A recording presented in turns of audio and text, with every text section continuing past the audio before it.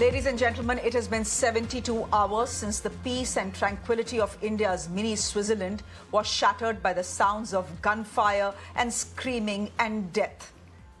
Since then, we've seen the pain of the 26 families that have been broken, perhaps forever.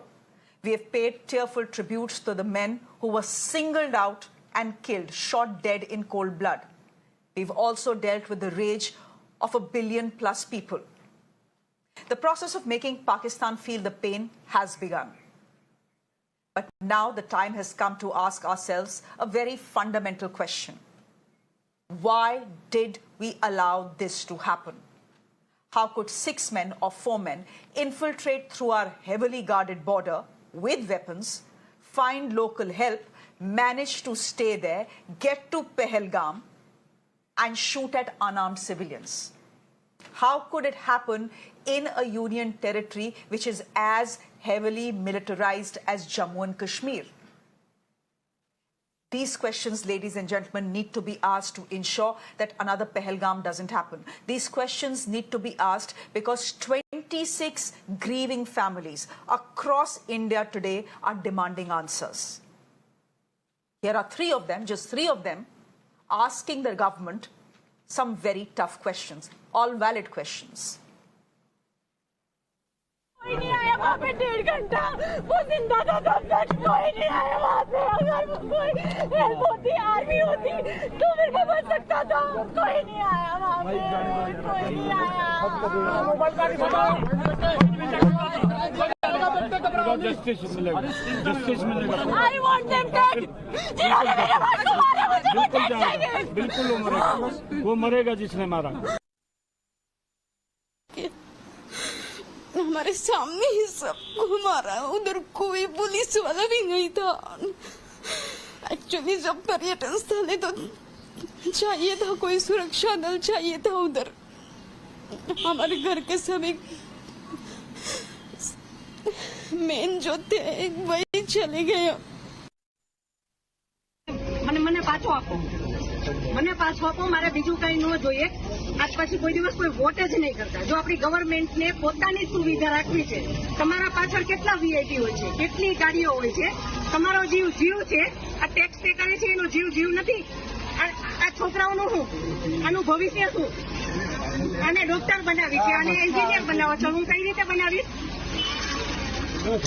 નહીં મને ન્યાય જોઈએ મારા છોકરાનો ફ્યુચર ખરાબ ન થવું જોઈએ આટલા વર્ષની સર્વિસમાં એને ટેક્સ તમે કટ કરીને તમે સેલરી આપો છો ને અને ઉપર જતા અમે કઈ પણ વસ્તુ ખરીદીએ છીએ ક્યાંય જઈએ છીએ ખરીદીએ ટોલ ટેક્સ બધા ટેક્સ તમે અમારી પાસેથી લ્યો છો તો મારા ઘરવાળાને જ્યારે જરૂર હતી ત્યારે કોઈ ફેસિલિટી નથી મળી મને એનો ન્યાય જોઈએ.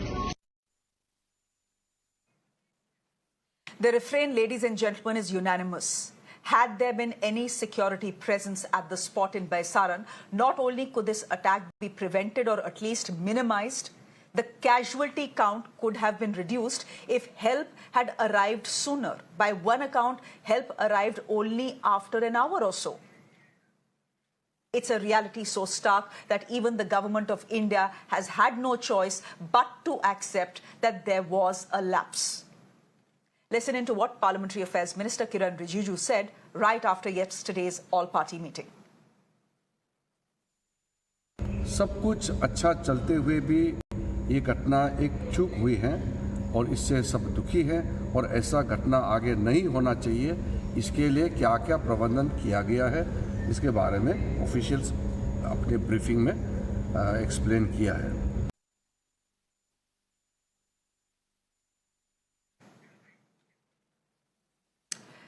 Sources at the all-party meeting have confirmed that Baisaran Valley was thrown open to the public on April 20th, well ahead of its usual June timeline for the Amarnath Yatra. That decision, we now know, was taken without the approval of security agencies. Now, shockingly, while local tour operators were in the know, the forces were not. How's that possible? In a terror-prone region like Jammu and Kashmir, where every minute counts, a 45-minute trek to the site without a defined SOP proved fatal. Ladies and gentlemen, there are 5 questions that need to be asked today. Was Baisaran opened without security clearance, and why did no one notice it? Who opened it to the public in the first place? How is it possible for the local police to not have known? Number 2, was there complacency about tourist safety, given that there was never any precedent of a similar attack at a tourist spot? There were 500 security personnel present in Pahalgam that day. Why not a single one in Baisaran? Number 3, did we ignore history? After all, there is precedence of terror attacks right before an American presidential visit. Number 4, did the focus on rising terror in Jammu blind us to the omnipresent threat in the Kashmir Valley?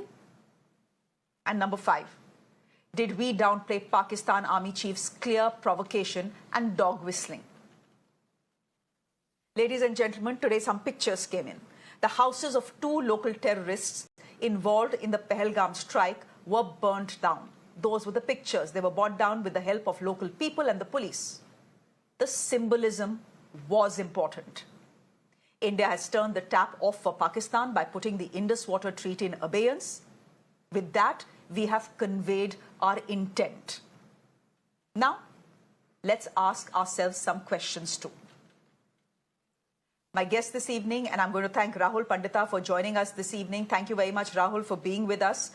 We are also being joined by Dr. Dhirendra Tayal, spokesperson of the BJP. Lieutenant General Sanjay Kulkarni is a well-known defense expert joining us. Tehseen Poonawala will be with us in just a bit. Rahul, I'm going to start with you first. The government of India, at least Kiran Rijiju, has come out and said, "Kuch chook hui hai." But by the looks of it, kuch chook nahi hui hai, bahut kuch chook hui hai. How is it possible for any one of us, Rahul Pandita, to believe what government sources are saying, that no one in the security establishment was actually aware that Baisaran had been opened to the public without taking in the security forces or the police in confidence? How do we believe it? Thank you for having me, Shreya. First of all, let's see what this chook is.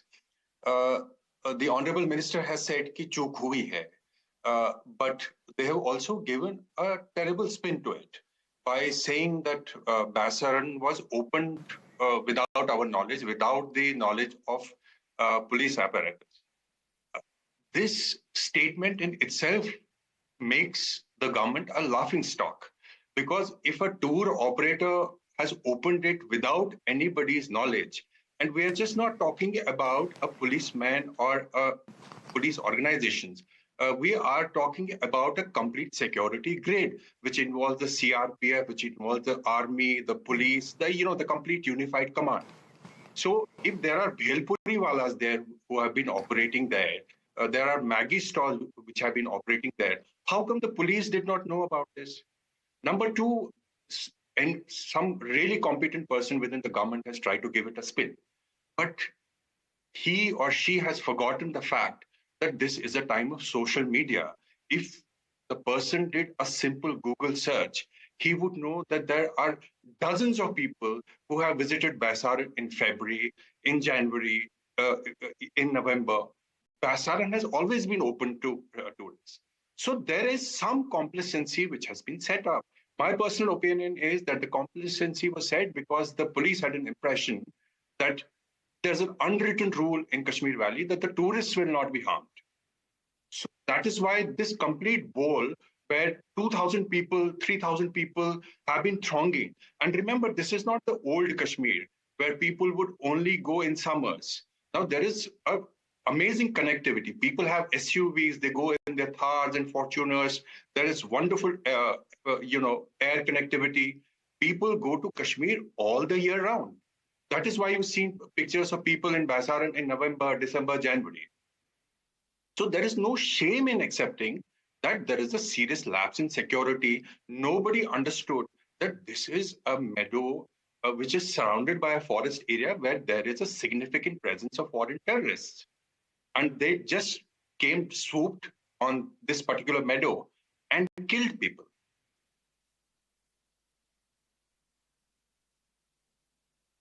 Colonel Dinny, would you want to come in here as someone who's not just served in the Indian Army, but has served in many difficult places, including Kashmir?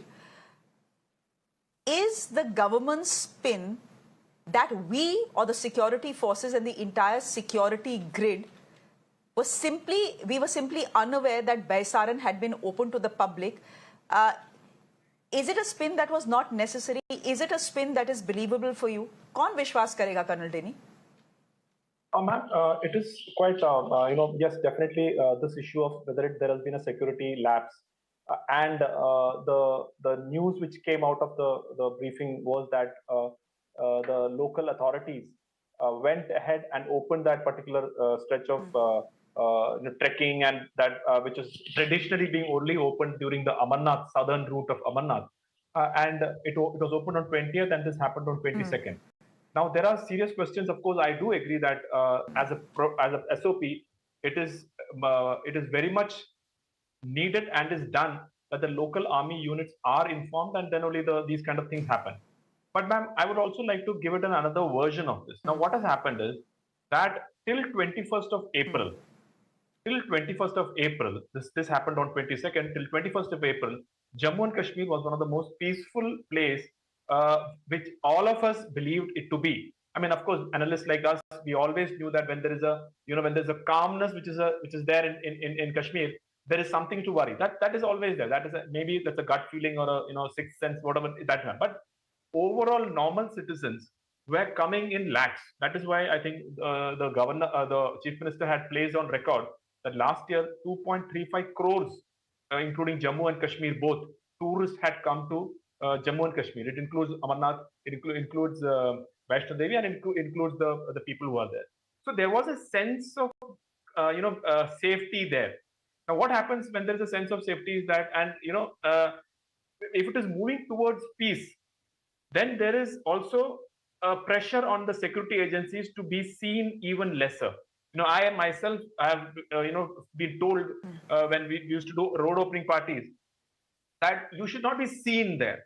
The road has to be cleared, but the Jawans will not be seen because the Jawans standing across in the entire line along the road, that sends a sense of of fear among the normal citizens. Oh, things are not as clear or as so that aspect also is there. So my limited point is, yes, definitely questions will be asked that why did the local authorities, if at all that is the reason, did not inform the army.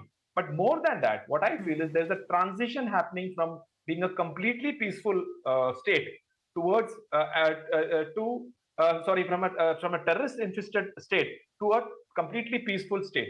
So therefore, that particular thing, of maybe we have to be less seen, or maybe we not have that much troops there, could be one of the reasons. I'm not saying because in counter-terrorism, the level of presence of security forces has to come down systematically. So one reason could be that, but I think entire thing will only come out through an inquiry. And as you know very well in the army, that there will be an inquiry, and the army or the security apparatus there, and definitely if somebody is responsible or a group is responsible, those will be fixed.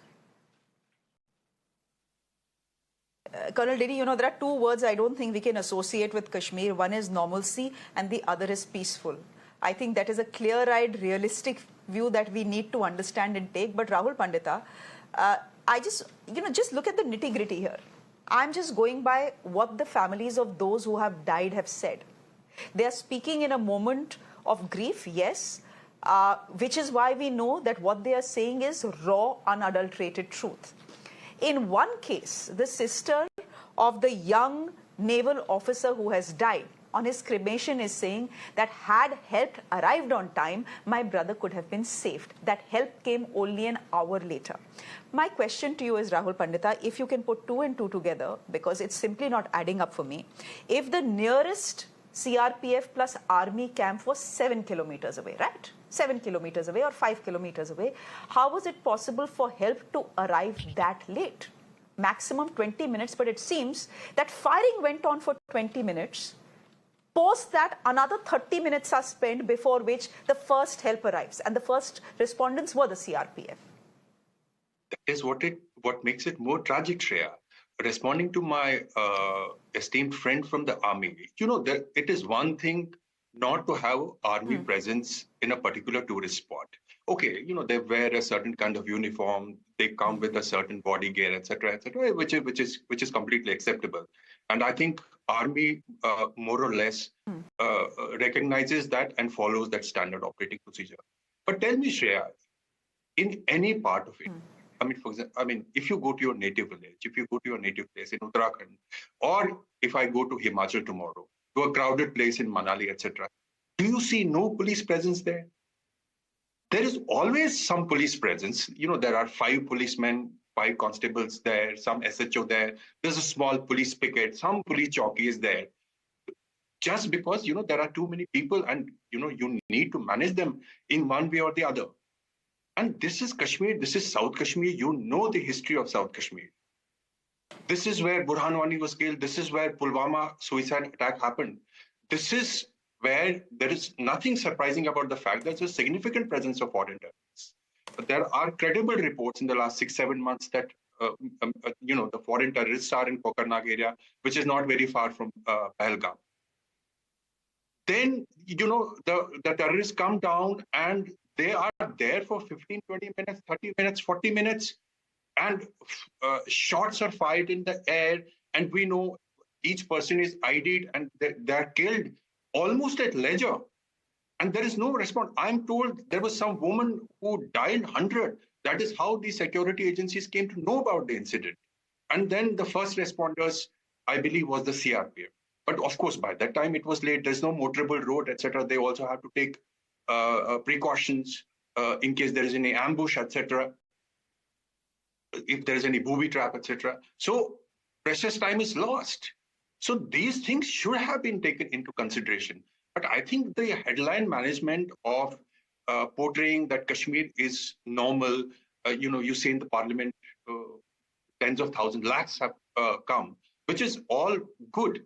But then you should also be able to provide security to these people, especially when, as security agencies, you need to connect the dots. You know what General Munir has said. You know what has happened in February in Rawalkot, the Hamas meeting, the Lashkar-e-Toiba, the Jaish. You know the escalation point in Jammu region, not in Kashmir. You know what has happened in Sonamarg Tunnel, Gagangir.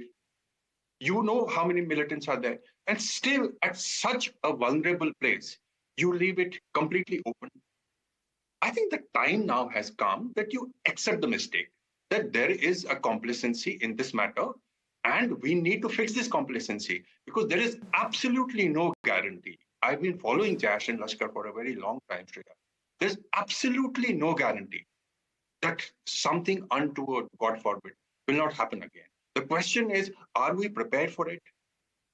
The Pahalgam Massacre tells us very clearly that maybe we're not.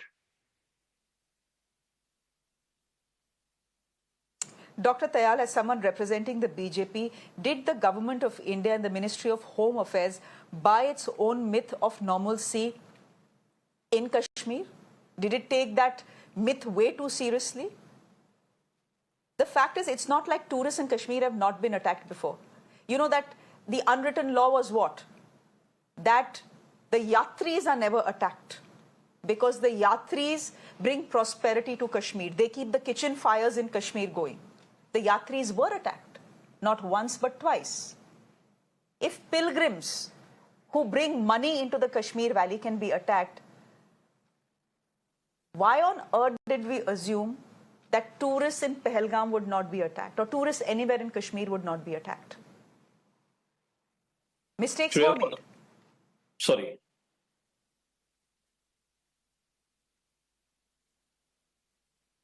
Shreya, first of all, Go ahead, Dr. Tayal. First of all, on your show, I pay homage to those 26 lives which were lost. And firstly, as the spokesperson of the party, I'll come to what you are saying, but firstly, I can assure, as Modi ji has also said, that their death will be avenged in whatever corner of this world. The perpetrators and their orchestrators will not be spared under any circumstances. That will happen. And also, as he has said, that it will be beyond their imagination what will happen to them. Yes, the government has come right out and admitted, yes, there has been a lapse. So there has been no attempt to hide behind anything. At the same time, at this moment, let us say my house is burning. The first thing I want to attend to is the fire. And the second thing I want to go to is that which electric short circuit caused it. So today we are attending to that fire, dousing that fire which has happened. But there is nothing to say that this will not be looked into or this will be glossed over. There is no way that can happen. I was in Kashmir myself, and on the day of Eid, I was standing in Lal Chowk. The tulip garden had opened, and as a family, we decided to go there. And when I landed, despite whatever one was hearing, there was some fear in the heart, in the mind that I'm here. But the moment we moved from the airport, that complete fear was dispelled. The tulip garden was full of people. Everything seemed to be nice and good, and there was security. It was very assuring. So something has gone wrong, yes. The information which was to be passed on was not passed on, so on and so forth. I don't think this is the time to get into the intricacies of how, what kind of a lapse and how it happened, as long as we plug the lapse and we make the people who have done it pay for it. Dr. Tayal. Yeah. Okay, Dr. Tayal, the point is, you're saying two things essentially. You're saying, is this the right time to ask these questions, right? That is one thing you're saying. And the second thing you're saying is that people who are behind the attack will be brought to justice. I get that. But Dr. Tayal, as a country, we cannot run away from these questions, because these questions are not what critics are asking or the opposition is asking. These questions are what the 26 families that have been broken and have just cremated their dead are asking. Have you seen the lady in Gujarat confronting the union minister, Mr. Patil, and saying, tax हम देते हैं, लेकिन गाड़ी और security आपको मिलती है. जब सिक्योरिटी की जरूरत हम लोगों को थी, you were nowhere there. Why should we pay taxes? I want to make one son a doctor, one son an engineer. How will I do it? My husband, who was the sole bread earner, has died. Where have my taxes gone? When I needed a hospital to be close by to take my husband, that hospital was 50 kilometers away. Security aapki fail hui hai. Dr. Tayal, this is not something I am saying. This is something that 26 women and families across India are saying. Completely in जवाब agreement तो देना with you. पड़ेगा. तहसील पूना वाला. Let me just answer this, Shreya. Tehsil Poona. Completely in agreement with you. The same families at the same time are also saying that we want revenge for what has happened, right? So let us accept that the government is not hiding behind anything. The government has come right out and said, yes, there's been a lapse, and we will get into that lapse. But first, we need to bring those guys to task, and whoever is behind them, even if it's a whole country, we need to bring them to task. And if they are trying to solve their problems by trying to create some mess in India, we will not allow that to happen. That is also a demand of the same families that is being attended to. Tehseen Poonawala, would you want to come in here? There are many people who will be watching this broadcast and say, this is not the time to question your government. This is the time to back your government, stand firmly behind your government. And I think when it comes to national security, all of us are on the same side. But there's nothing patriotic about asking questions, especially questions that families are asking. And they are valid, absolutely valid, sensible questions. If there are 500 security personnel in Pahalgam, why not a single one in Baisaran? Did those security personnel not see these group of tourists in ponies moving towards Baisaran? For us to be told now, security forces ko pata hi nahi tha, that is why they were not there. These sort of spins aren't helping either. Shreya, thank you so much for having me on the show. At the onset, my deepest condolences to the loved ones and the family members of those who have passed away. Let's go one step at a time. First of all, this is a complete intelligence failure. We all stand united with our government, with our country. We all are together and we support the government, whatever action it takes, undoubtedly. And we want that justice, these people, these perpetrators of this violence and Pakistan be brought to justice. There is no two ways about it. But there is nothing unpatriotic about asking certain questions. I would personally, before I come to the questions that I ask, want that when justice is taken, we personally use all images, all cameras, whatever we have, so that those videos are flashed across the globe, so that every person can see that if you mess with India, this is what happens. I want that to happen. We've called out Pakistan's nuclear bluff. I want that Pakistan be brought to its knees. I want every single measure to be taken, economic, military, whatever it takes. But there are also questions that we need to ask. Let's begin with asking the right questions. Repeatedly, we've had intelligence failures. I'm not blaming one government. I don't want to blame the Prime Minister. I'm going to talk from the beginning. And we've tried various approaches. We've had the parliament attack. We had the biggest military build-up after that. That did not work. We had 26/11. We tried diplomatic economic sanctions. That did not work. Then we had the Uri strikes after Pathankot. We had Balakot after Pulwama. We've had this. Repeatedly, intelligence is failing. In all of these, there is one common factor. The current Honorable NSA, National Security Advisor. Continuously under his watch, there has been intelligence failures, even with China. I'm slightly going off. When China came in, when we had in 2020, when they were doing the military exercises, we had the satellite images, the same NSA, because satellite images were sent to the NSA's office, even with Manipur, even otherwise. Continuously, there is failure. There is no doubt in my mind, like with China, we will take revenge. There is no doubt in my mind, we will smash these people. But right now, we've lost our people. That's the first question. Second, the Pakistan Army Chief made a hateful speech. It is on the basis of this hate speech that this attack happened, where he distinguished between our Hindu fellow citizens or Hindus and Muslims. When we knew that this hate speech was made, when we knew that he was quoting from the holy book, because he is a Hafiz-e-Quran and he's read the Quran and he quotes verses from the Quran and he's trying to rile up Pakistan because he has his domestic politics with Imran Khan, who's trying to be anti-India. So he wanted to do something big. What was the raw desk doing? What was the IB desk doing? Repeatedly, our raw desk is failing. Repeatedly, it's failing. Be it in our neighboring countries, be it our people here. Now, these people come in from Pakistan. How is this ammunition coming? Did they get the ammunition from Pakistan? Was it locally available here? We need clear answers. Like in Pulwama, we knew that the ammunition, some of it was supplied out here. How is this happening? What are these local networks? Why aren't these being smashed? Let me give you one minor example. I'm very grateful that the Most Honorable Home Minister immediately rushed to Kashmir. He had a meeting. He had the security agencies, the respected LG out there. But the elected chief minister was not in the meeting. I'm not a fan of Omar Abdullah. But he's an elected chief minister. He may not have police and army, but if you're going to have a meeting that involves this union territory of which he's the chief minister, at least have him a part of the meeting. Again, I'm not advocating for Omar. I don't like Omar. I'm just asking very basic questions. He was not a part of the meeting. Again, I'm very grateful the Prime Minister called the all-party meeting. He briefed him. But look, these are repeated failures that we need to ask questions about. Now, none of this takes away from what we're going to do in the future. And like the Honorable Prime Minister says, we are going to bring Pakistan to its knees. I really want to see Pakistan to its knees. But questions must be asked. Questions must be asked so this does not repeat again. The way this brutal massacre was carried out on religious lines, where Islamist terrorists targeted Hindu fellow citizens and shot them mercilessly. How can we have this large of an intelligence failure? They video recorded it. This level of intelligence failure is very rare to happen in our nation.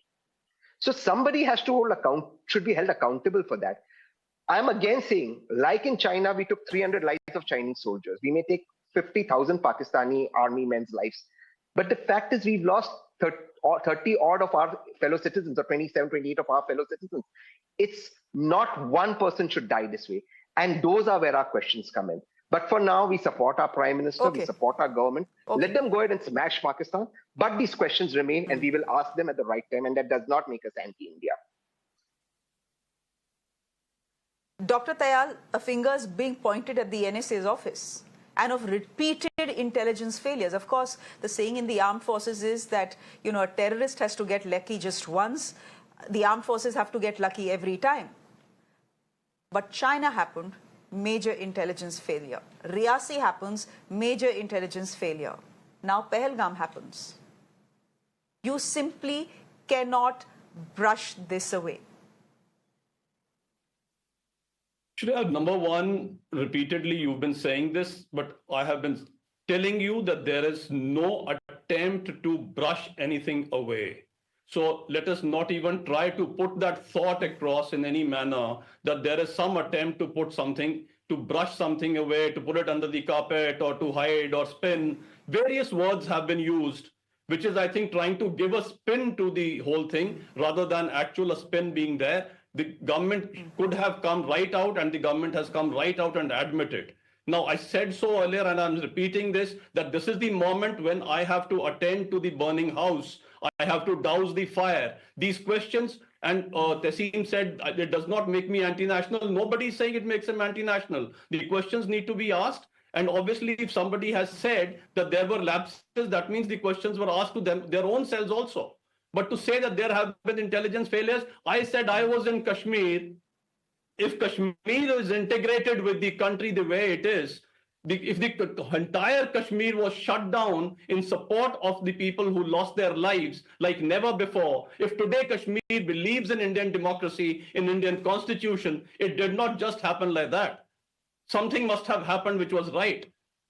So that is what has happened. So if we are going to try to keep taking a spin on that yes, you can douse the fire later, let the house burn, but give me my answers today. The committee will sit, the colonel said so, the committees will be constituted, whatever will happen, will happen. But at this moment, what needs to be, the assurance needs to be given to the people of this country that the Prime Minister, the government and the entire nation is together, and we will blow apart those who have taken, tried to take India for lightly.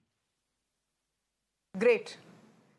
And once that happens, I hope accountability is fixed at home as well, starting from the line of control where the terrorists infiltrated. We have asked many questions of the internal security grid.